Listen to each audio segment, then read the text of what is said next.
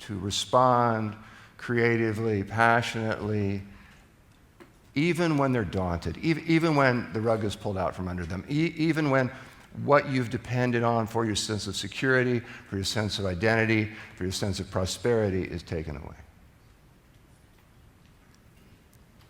Because if you can contact that place in yourself, that source of energy, that source of beauty, of intelligence, of caring, then nothing can stop you. And I want to tell you about two instances in my life that where I've been up against that recently, the last number of years. I mentioned that our son was born in the log cabin that I built, and he's now 36. And 17 years ago now, he met a young lady whose name is Michelle, and she moved in with us, and soon enough became our daughter-in-love. That's the phrase we use.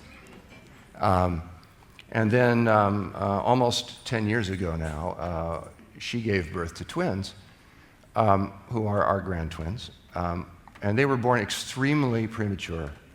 And there was substantial, even severe oxygen deprivation to their brains at birth and afterwards. They've had a lot of special needs. They always will. And so raising them is a very challenging thing. It can be exhausting. And my wife and we all live together, and we're very much involved and need to be.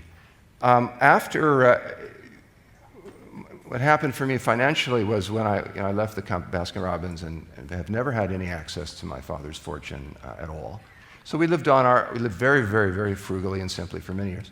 And then I wrote Diet for a New America, which was my first book, and it became a phenomenon. And other books that I wrote became bestsellers as well. And I suddenly found money flowing through my life, significant money. And it wasn't what ever been my intent or purpose, but I was grateful for it. I was very glad to have that occurring, very glad. It was very relieving, actually, of some of my anxieties. And but then when the twins were born, it was obvious that this was going to be a major financial challenge for us.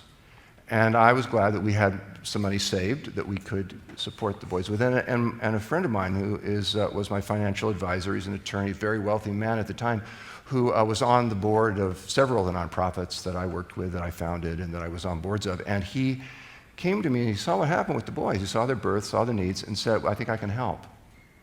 And he offered us an investment opportunity in which our money would be pooled with his. He was very wealthy. And his family and the endowments from a bunch of Sufi nonprofits that he was involved with and some other nonprofits. And it was a big package when you put it all together, and he was handling it, and he promised us a very steady return that was quite decent. And in fact, he recommended doing what he had done, which is to mortgage our property to the max, get the best rate you could, and then, because you could get a little bit better from the investment, and then you could have that. Sounded good to me. I'm not a financial guru. I trusted him. He comes from a beautiful place in his heart. I knew that to be true. He does. And for a few years, that's what happened. We got a very steady return. It wasn't sky high. It was not actually as great as what the stock market had been doing in the 90s, so I wasn't suspicious of it. On December 11th, 2008, he phoned me and said, I have some terrible news. And I said, Richard, what is there your health? How's your wife? Has something happened? Because I could feel him just trembling. And he said, no, the money is all gone. I said, what? He said, Madoff has been arrested. I said, Madoff who? I'd never heard the name before. But it turns out that the money that we had invested with him 3 steps down the line had been handled by the Bernard Madoff brokerage. And Madoff had taken it all. And overnight, we lost 95% of our net worth. And by this time, I'm in my 60s. I've worked for 30 years and saved, and it's all gone. We had major problems immediately dealing with cash flow issues that were very oppressive. What do you do when the rug's pulled out from under you? What do you do? What happened to us overnight is happening to a lot of people, more slowly. But people's retirement that they had counted on isn't there anymore. The equity in their house that they assumed would be their security and their future has gone. They're underwater in their homes. There's so many ways it's taking place that the economy we counted on, we'd come to believe in, a lot of us, isn't performing in the same way. It's not available. Jobs aren't there. Lots going amiss. We need each other very much. We need our hearts. We need our center. We need our creativity. We need our resilience. We need our belief in ourselves and in each other and in the greater possibilities of, even in these times, with the difficulties, and they're real, that we can not only survive, but we can thrive.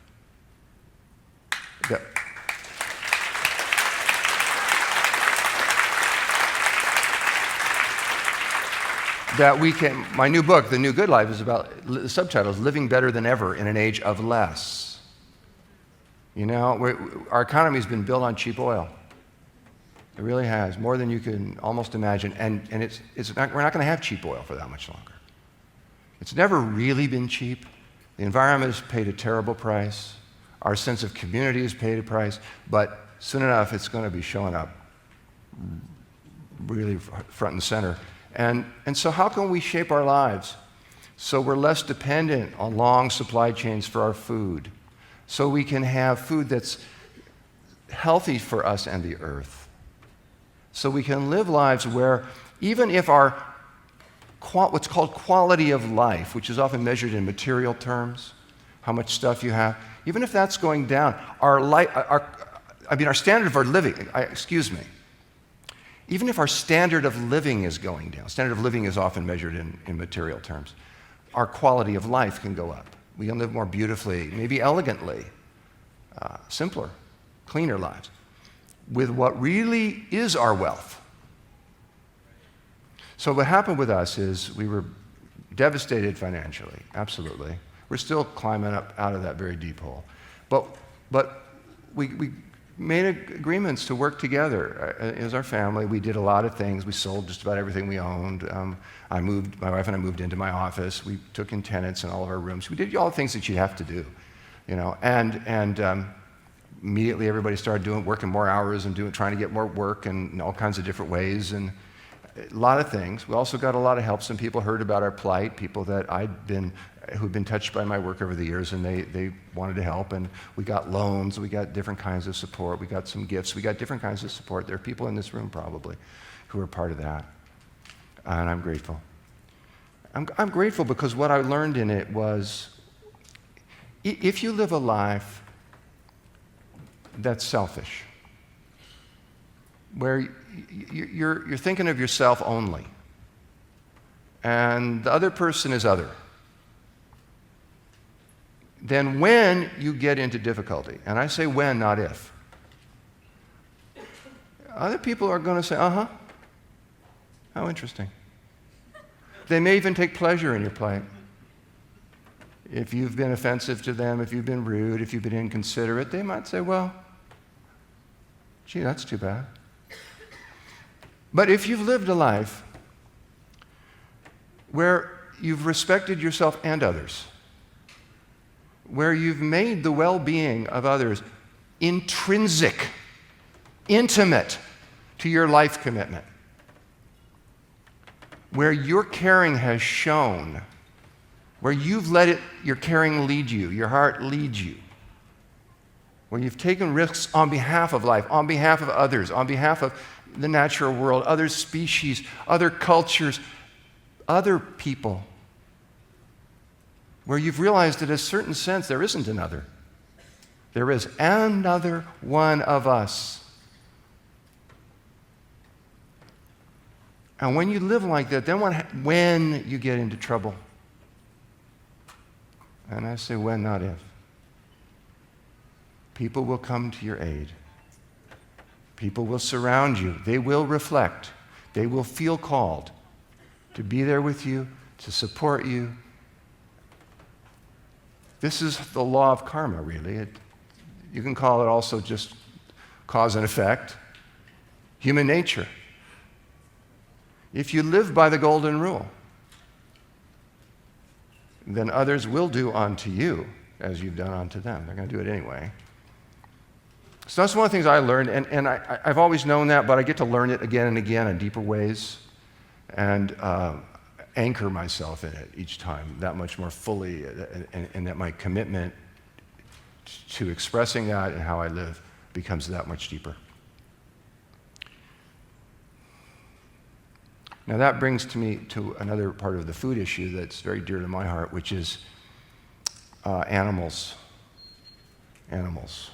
I love animals. I do. Yeah. Yeah. But when I look at our society and its relationship to animals, it looks schizoid to me. Because on the one hand, a lot of people have pets. I prefer the term animal companions. But they have dogs or cats that they live with and that are part of their families. They love them, and they get a lot of love in return. The devotion of a dog, the love of a cat, which is in a different form. These are beautiful things. Hey, look, when it comes to devotion, a cat can't compete, right? But they have other qualities. They can teach us about sensuality, about being self-respecting. They can teach us about getting clean. If we as a society took care of our shit, the way they bury it, we just dump it on other people, and if we would learn from them, we'd have some regality too, some dignity. Anyway, we have dogs and cats and other animals as companions, and we get so much in return. I mean, we get beautiful relationships. So a lot of people have really deeply meaningful relationships that enrich them as human beings. Have you ever known a non-human animal and that relationship has enriched you as a human being? Yes. Given you something of yourself that you wouldn't have had otherwise? Taught you something, led you to something, evoked something for you, of you, that matters? That relationship really is a relationship with another being, another person who happens to be four-legged or has wings or whatever it is. A lot of us have had that. So as a society, though, here's the schizoid part. We call some animals pets, and we treat them that beautifully. We lavish our affection on them, and we get a lot in return. And then we call other animals livestock. And by virtue of that semantic distinction, we feel entitled to treat those animals with any manner of cruelty as long as it lowers the price per pound. Why?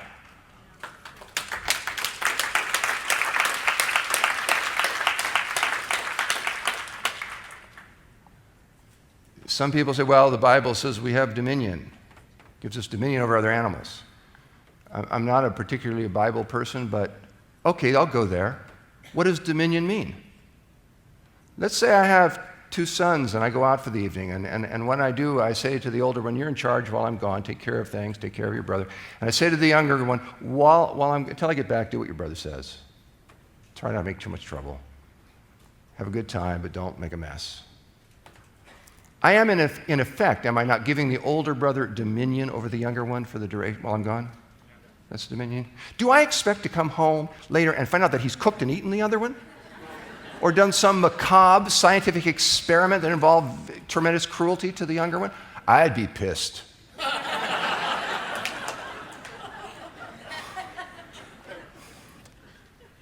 Dominion is responsibility. It's accountability.